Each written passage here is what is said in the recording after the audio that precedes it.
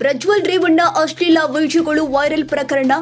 ಈ ಹಿಂದೆ ಹಾಸನದಲ್ಲಿ ಕೆಲಸ ಮಾಡಿದ್ದ ಅಧಿಕಾರಿಗಳಿಂದ ಮಾಹಿತಿ ಪಡೆಯಲು ಮುಂದಾಗಿದ್ದಾರೆ ಎಸ್ಐಟಿ. 5 ವರ್ಷದಲ್ಲಿ ಹಾಸನದಲ್ಲಿ ಕೆಲಸ ಮಾಡಿದ್ದ ಹಿರಿಯ ಅಧಿಕಾರಿಗಳಿಂದ ಮಾಹಿತಿ ಸಂಗ್ರಹ. ಎಸ್ಪಿ ಆಗಿ ಹಾಗೂ ಅಡಿಷನಲ್ ಎಸ್ಪಿ ಹುದ್ದೆಯಲ್ಲಿ ಕೆಲಸ ಮಾಡಿದ್ದವರಿಂದ ಮಾಹಿತಿ ಪಡೆಯಲು ಮುಂದಾಗಿದ್ದಾರೆ. ಈ ವಿಚಾರವಾಗಿ ಯಾವುದಾದ್ರೂ ವಿಡಿಯೋಗಳು ಹರಿದಾಡಿದ್ವಾ, ಯಾರಾದ್ರೂ ಮಾಹಿತಿ ನೀಡಿದ್ದಾರಾ ಎಂದು ಮಾಹಿತಿ ಪಡೆಯಲು ಮುಂದಾಗಿದೆ ಎಸ್ಐಟಿ.